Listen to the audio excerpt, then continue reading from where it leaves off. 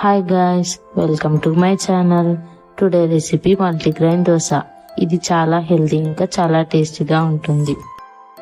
First మనం దీనికోసం 1 glass rice తీసుకోవాలి. మీ దగ్గర రేషన్ బియ్యం ఉన్నట్లయితే రేషన్ బియ్యం అయినా సరే తీసుకోండి. నా దగ్గర రేషన్ బియ్యం లేదు కాబట్టి నేను సన్న బియ్యం 1 గ్లాస్ తీసుకుంటున్నాను. నెక్స్ట్ మనం 1/2 గ్లాస్ ఎర్ర కందిపప్పు తీసుకోవాలి. మనం తీసుకున్న 1 గ్లాస్ రైస్ క్వాంటిటీకి ఇప్పుడు తీసుకునే ఏ పప్పు అయినా సరే 1/2 గ్లాస్ తీసుకోండి. నెక్స్ట్ మనం 1/2 గ్లాస్ కందిపప్పు తీసుకోవాలి. 1/2 గ్లాస్ పెసరపప్పు తీసుకోండి. 1/2 గ్లాస్ శనగపప్పు తీసుకోండి. 1/2 గ్లాస్ పల్లీలు తీసుకోవాలి. 1 టేబుల్ స్పూన్ మెంతులు వేసుకోవాలి. 1/2 గ్లాస్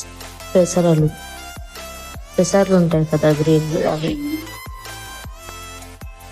1/2 గ్లాస్ ఓట్స్ కూడా తీసుకొని వీటిని 2 times బాగా వాష్ చేసుకోండి.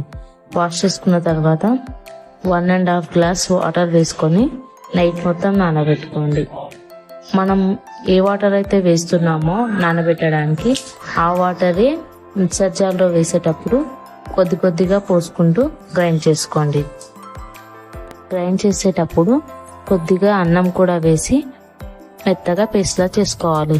అన్నం వేయడం వల్ల దోశలు స్పాంజీలా వస్తాయి, మెత్తగా ఉంటాయి, క్రిస్పీగా కూడా ఉంటాయి. దీన్ని మనం ఒక 8 hours పాటు అలాగే నానబెట్టుకోవాలి.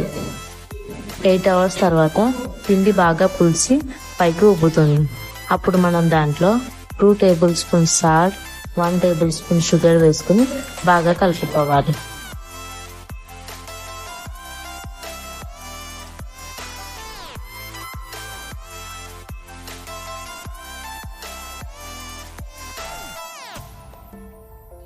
నెక్స్ట్ మనం స్టవ్ ఆన్ చేసి దోశ ప్యాన్ పెట్టుకోవాలి.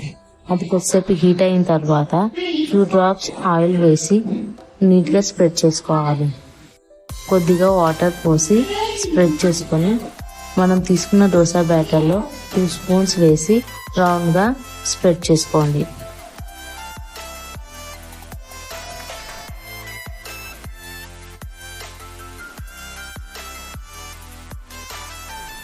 టూ మినిట్స్ తర్వాత దోశ పైన కొద్దిగా ఆయిల్ వేసుకోండి.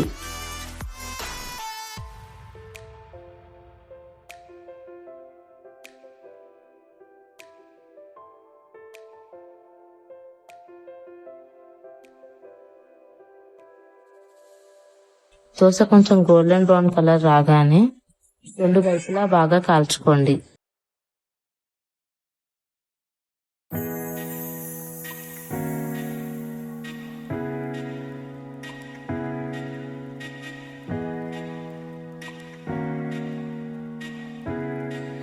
తరువాత సర్వ్ చేసుకోండి. ఈ రెసిపీ మీకు నచ్చినట్లయితే please like, share and subscribe.